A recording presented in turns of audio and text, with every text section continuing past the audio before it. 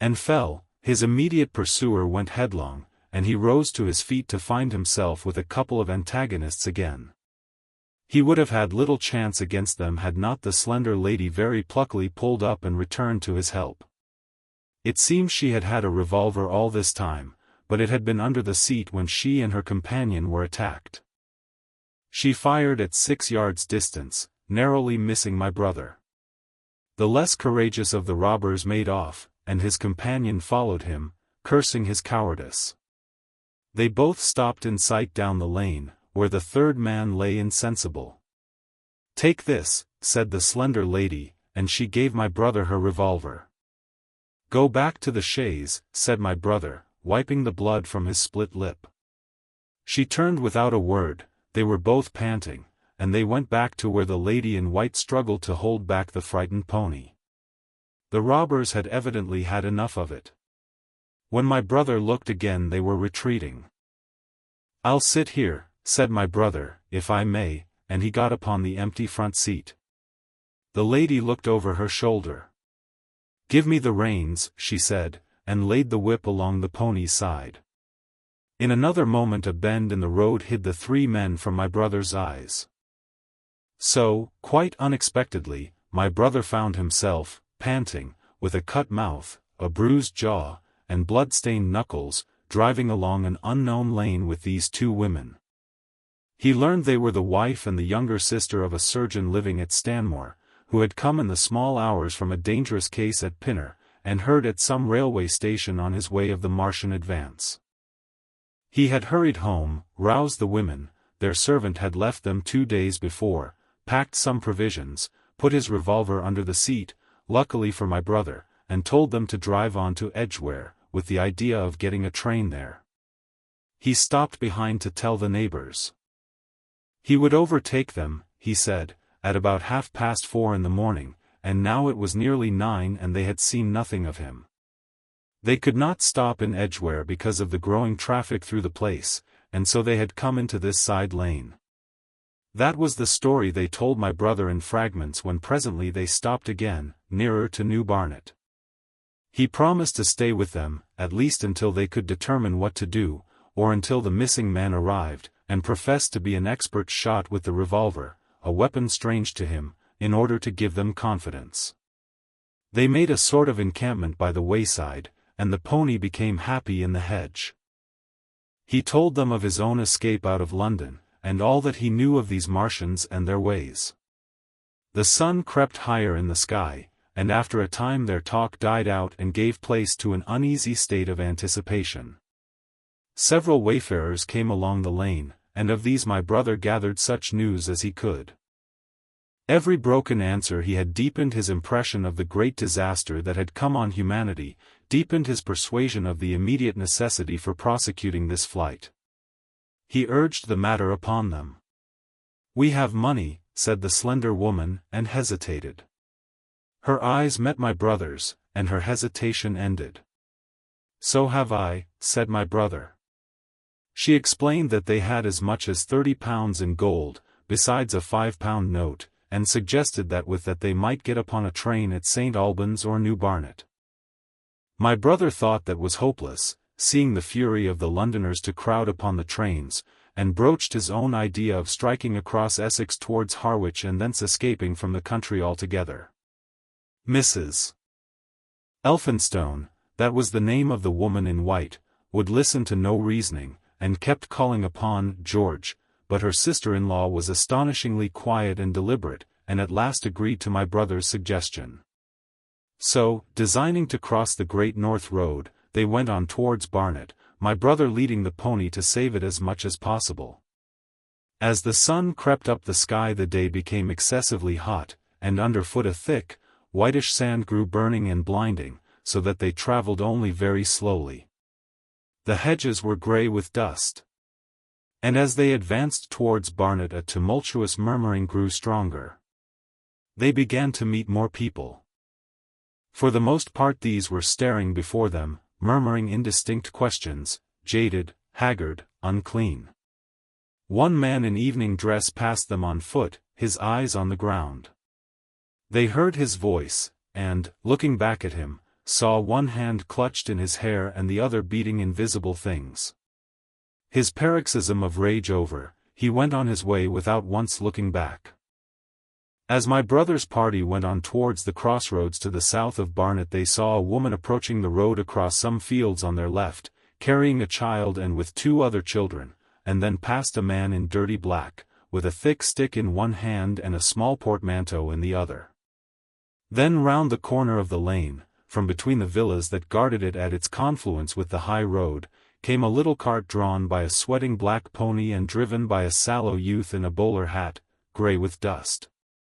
There were 3 girls, East End factory girls, and a couple of little children crowded in the cart. "This'll take us round Edgware?" asked the driver, wild-eyed, white-faced, and when my brother told him it would if he turned to the left, he whipped up at once without the formality of thanks. My brother noticed a pale grey smoke or haze rising among the houses in front of them, and veiling the white facade of a terrace beyond the road that appeared between the backs of the villas.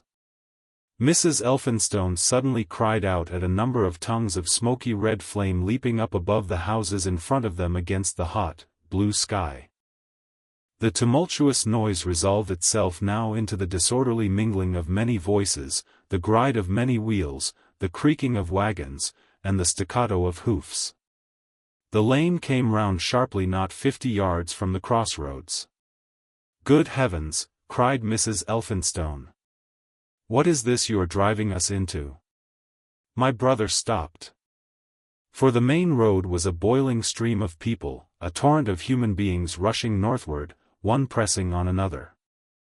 A great bank of dust, white and luminous in the blaze of the sun, made everything within 20 feet of the ground grey and indistinct, and was perpetually renewed by the hurrying feet of a dense crowd of horses and of men and women on foot, and by the wheels of vehicles of every description. "Way!" my brother heard voices crying. "Make way!" It was like riding into the smoke of a fire to approach the meeting point of the lane and road. The crowd roared like a fire, and the dust was hot and pungent. And, indeed, a little way up the road a villa was burning and sending rolling masses of black smoke across the road to add to the confusion. 2 men came past them. Then a dirty woman, carrying a heavy bundle and weeping. A lost retriever dog, with hanging tongue, circled dubiously round them, scared and wretched, and fled at my brother's threat. So much as they could see of the road London ward between the houses to the right was a tumultuous stream of dirty, hurrying people, pent in between the villas on either side.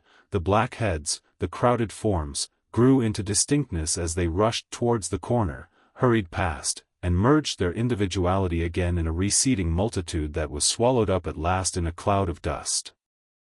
"Go on! Go on!" cried the voices. "Way! Way!" One man's hands pressed on the back of another. My brother stood at the pony's head. Irresistibly attracted, he advanced slowly, pace by pace, down the lane. Edgware had been a scene of confusion, Chalk Farm a riotous tumult, but this was a whole population in movement. It is hard to imagine that host. It had no character of its own. The figures poured out past the corner, and receded with their backs to the group in the lane. Along the margin came those who were on foot, threatened by the wheels, stumbling in the ditches, blundering into one another. The carts and carriages crowded close upon one another, making little way for those swifter and more impatient vehicles that darted forward every now and then when an opportunity showed itself of doing so, sending the people scattering against the fences and gates of the villas. "Push on," was the cry. "Push on! They are coming!" In one cart stood a blind man in the uniform of the Salvation Army, gesticulating with his crooked fingers and bawling, "Eternity! Eternity!" His voice was hoarse and very loud, so that my brother could hear him long after he was lost to sight in the dust. Some of the people who crowded in the carts whipped stupidly at their horses and quarreled with other drivers. Some sat motionless, staring at nothing with miserable eyes. Some gnawed their hands with thirst, or lay prostrate in the bottoms of their conveyances. The horses' bits were covered with foam, their eyes bloodshot. There were cabs, carriages, shop carts, wagons, beyond counting, a mail cart, a road cleaner's cart marked Vestry of St. Pancras, a huge timber wagon crowded with roughs. A brewer's dray rumbled by with its two near wheels splashed with fresh blood. "Clear the way," cried the voices. "Clear the way." "Eternity! Eternity!" came echoing down the road. There were sad, haggard women tramping by, well-dressed, with children that cried and stumbled, their dainty clothes smothered in dust, their weary faces smeared with tears. With many of these came men, sometimes helpful, sometimes lowering and savage. Fighting side by side with them pushed some weary street outcast in faded black rags, wide-eyed, loud-voiced, and foul-mouthed. There were sturdy workmen thrusting their way along, wretched, unkempt men, clothed like clerks or shopmen, struggling spasmodically, a wounded soldier my brother noticed, men dressed in the clothes of railway porters, one wretched creature in a nightshirt with a coat thrown over it. But varied as its composition was, certain things all that host had in common. There were fear and pain on their faces, and fear behind them. A tumult up the road, a quarrel for a place in a wagon, sent the whole host of them quickening their pace. Even a man so scared and broken that his knees bent under him was galvanized for a moment into renewed activity.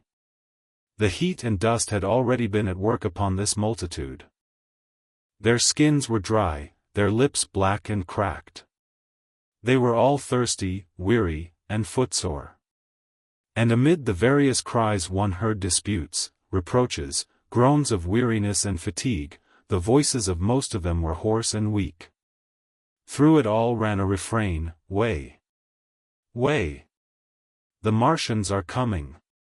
Few stopped and came aside from that flood. The lane opened slantingly into the main road with a narrow opening, and had a delusive appearance of coming from the direction of London. Yet a kind of eddy of people drove into its mouth, weaklings elbowed out of the stream, who for the most part rested but a moment before plunging into it again.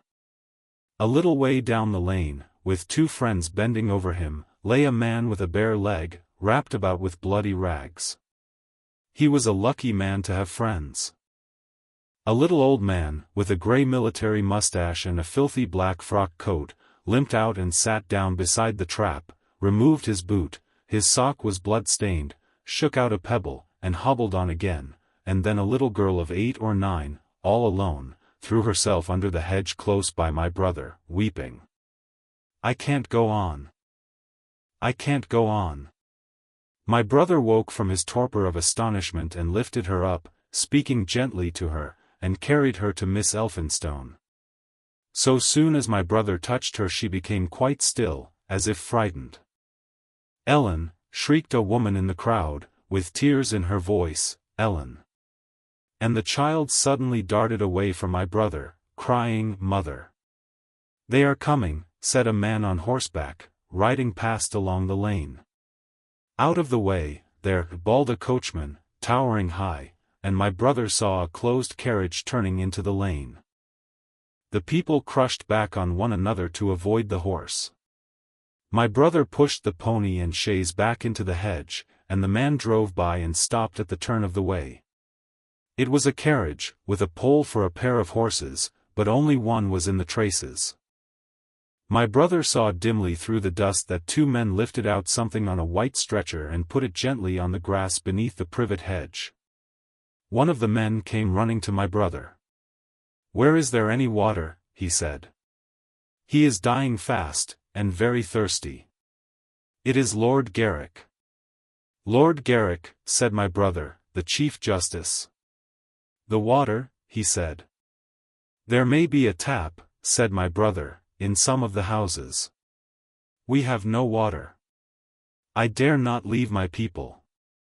The man pushed against the crowd towards the gate of the corner house.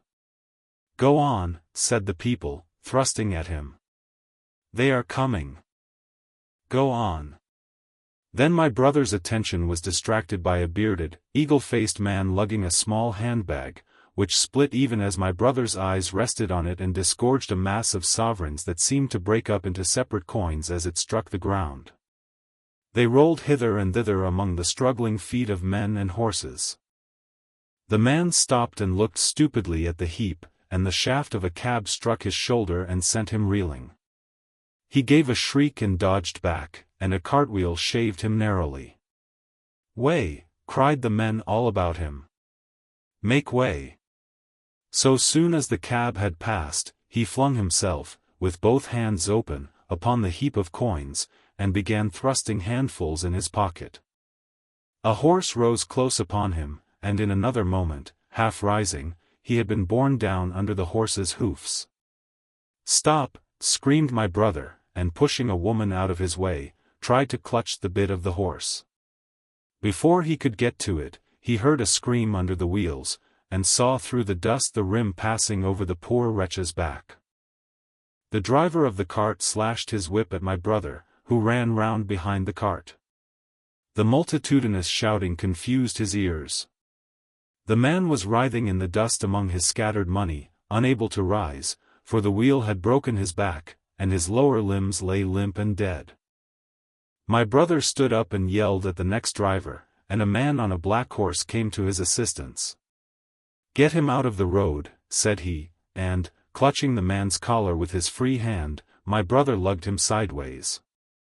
But he still clutched after his money, and regarded my brother fiercely, hammering at his arm with a handful of gold. "Go on! Go on!" shouted angry voices behind. "Way! Way!" There was a smash as the pole of a carriage crashed into the cart that the man on horseback stopped. My brother looked up, and the man with the gold twisted his head round and bit the wrist that held his collar. There was a concussion, and the black horse came staggering sideways, and the cart horse pushed beside it. A hoof missed my brother's foot by a hair's breadth. He released his grip on the fallen man and jumped back. He saw anger change to terror on the face of the poor wretch on the ground, and in a moment he was hidden and my brother was borne backward and carried past the entrance of the lane, and had to fight hard in the torrent to recover it. He saw Miss Elphinstone covering her eyes, and a little child, with all a child's want of sympathetic imagination, staring with dilated eyes at a dusty something that lay black and still, ground and crushed under the rolling wheels. "Let us go back," he shouted, and began turning the pony round. "We cannot cross this hell," he said, and they went back 100 yards the way they had come, until the fighting crowd was hidden. As they passed the bend in the lane my brother saw the face of the dying man in the ditch under the privet, deadly white and drawn, and shining with perspiration. The two women sat silent, crouching in their seat and shivering. Then beyond the bend my brother stopped again. Miss Elphinstone was white and pale, and her sister-in-law sat weeping, too wretched even to call upon George. My brother was horrified and perplexed. So soon as they had retreated he realized how urgent and unavoidable it was to attempt this crossing.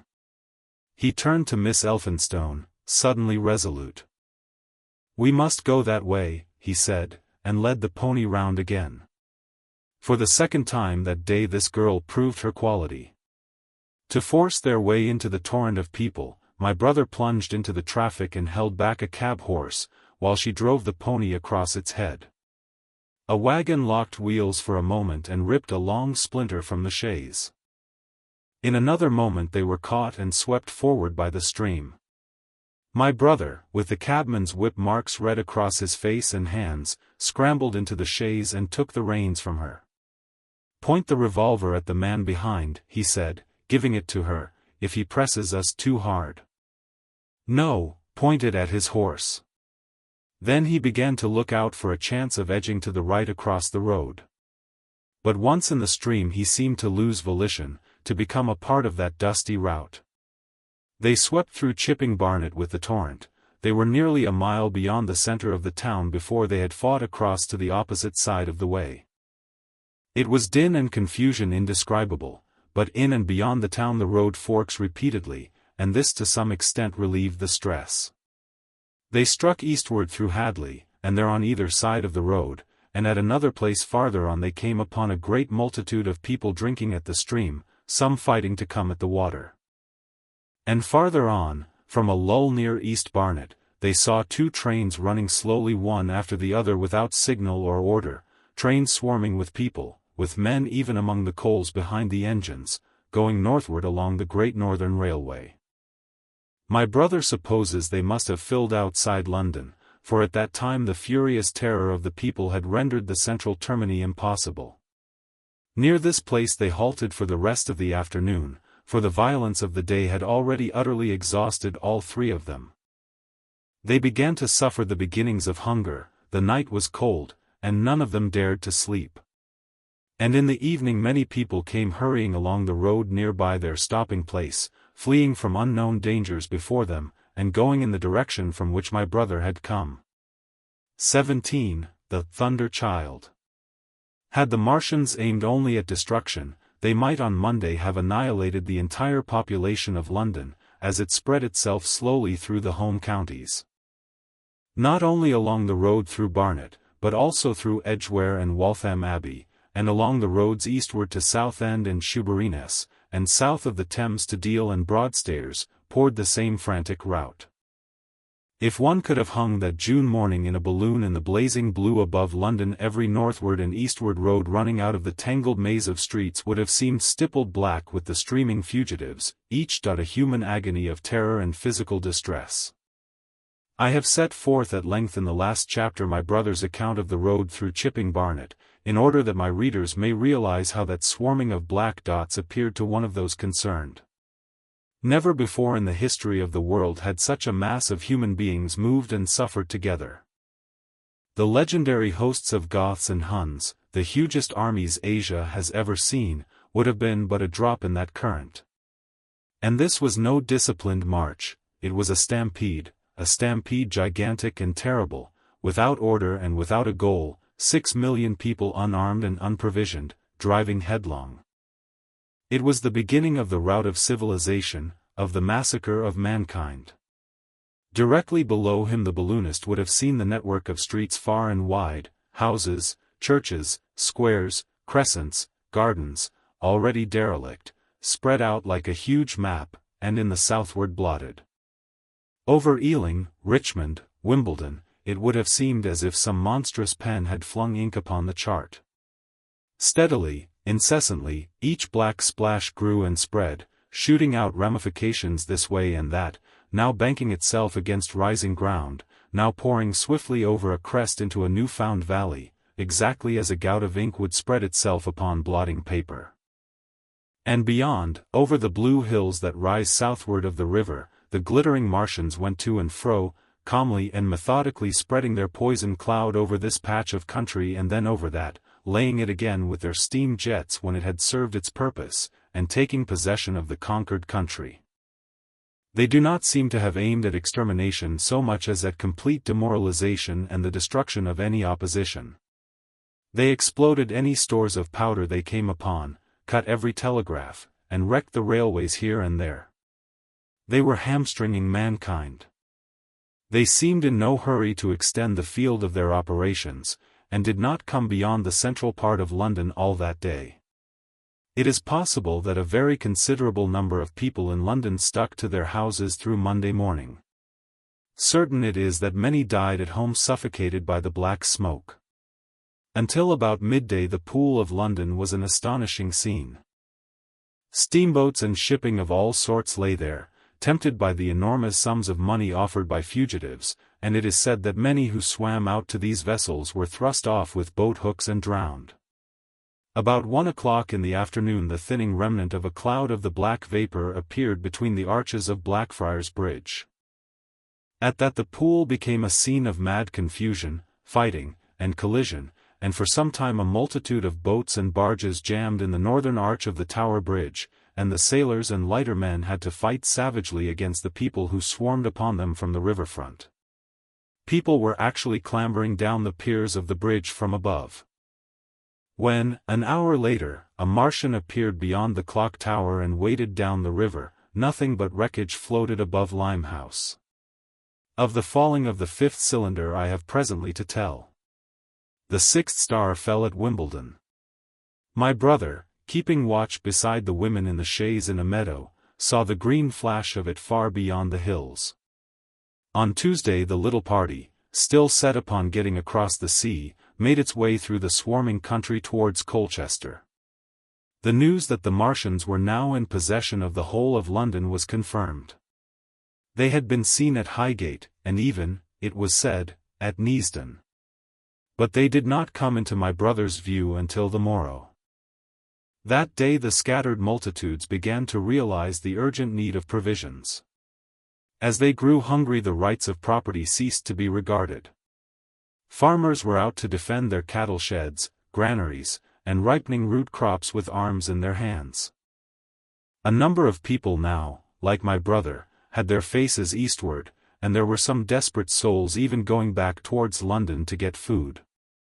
These were chiefly people from the northern suburbs, whose knowledge of the Black Smoke came by hearsay. He heard that about half the members of the government had gathered at Birmingham, and that enormous quantities of high explosives were being prepared to be used in automatic mines across the Midland counties. He was also told that the Midland Railway Company had replaced the desertions of the first day's panic, had resumed traffic, and was running northward trains from St. Albans to relieve the congestion of the home counties. There was also a placard in Chipping Ongar announcing that large stores of flour were available in the northern towns and that within 24 hours bread would be distributed among the starving people in the neighborhood.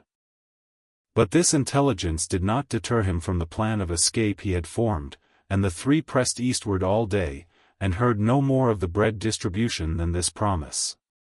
Nor, as a matter of fact, did anyone else hear more of it. That night fell the seventh star, falling upon Primrose Hill. It fell while Miss Elphinstone was watching, for she took that duty alternately with my brother. She saw it. On Wednesday the three fugitives, they had passed the night in a field of unripe wheat, reached Chelmsford, and there a body of the inhabitants, calling itself the Committee of Public Supply, seized the pony as provisions, and would give nothing in exchange for it but the promise of a share in it the next day. Here there were rumors of Martians at Epping, and news of the destruction of Waltham Abbey powder mills in a vain attempt to blow up one of the invaders. People were watching for Martians here from the church towers. My brother, very luckily for him as it chanced, preferred to push on at once to the coast rather than wait for food, although all three of them were very hungry. By midday they passed through Tillingham, which, strangely enough, seemed to be quite silent and deserted, save for a few furtive plunderers hunting for food. Near Tillingham they suddenly came in sight of the sea, and the most amazing crowd of shipping of all sorts that it is possible to imagine. For after the sailors could no longer come up the Thames, they came on to the Essex coast, to Harwich and Walton and Clacton, and afterwards to Foulness and Shoebury, to bring off the people. They lay in a huge sickle-shaped curve that vanished into mist at last towards the Naze. Close inshore was a multitude of fishing smacks, English, Scotch, French, Dutch, and Swedish, steam launches from the Thames, yachts, electric boats, and beyond were ships of larger burden, a multitude of filthy colliers, trim merchantmen, cattle ships, passenger boats, petroleum tanks, ocean tramps, an old white transport even, neat white and grey liners from Southampton and Hamburg. And along the blue coast across the Blackwater my brother could make out dimly a dense swarm of boats chaffering. With the people on the beach, a swarm which also extended up the Blackwater almost to Malden. About a couple of miles out lay an ironclad, very low in the water, almost, to my brother's perception, like a waterlogged ship. This was the ram Thunderchild. It was the only warship in sight, but far away to the right over the smooth surface of the sea, for that day there was a dead calm, lay a serpent of black smoke to mark the next ironclads of the Channel fleet, which hovered in an extended line, steam up and ready for action, across the Thames estuary during the course of the Martian conquest, vigilant and yet powerless to prevent it. At the sight of the sea, Mrs. Elphinstone, in spite of the assurances of her sister-in-law, gave way to panic. She had never been out of England before, she would rather die than trust herself friendless in a foreign country, and so forth. She seemed, poor woman, to imagine that the French and the Martians might prove very similar. She had been growing increasingly hysterical, fearful, and depressed during the 2 days' journeyings. Her great idea was to return to Stanmore. Things had been always well and safe at Stanmore. They would find George at Stanmore. It was with the greatest difficulty they could get her down to the beach, where presently my brother succeeded in attracting the attention of some men on a paddle steamer from the Thames. They sent a boat and drove a bargain for £36 for the 3. The steamer was going, these men said, to Ostend. It was about 2 o'clock when my brother, having paid their fares at the gangway, found himself safely aboard the steamboat with his charges. There was food aboard, albeit at exorbitant prices, and the 3 of them contrived to eat a meal on one of the seats forward. There were already a couple of score of passengers aboard, some of whom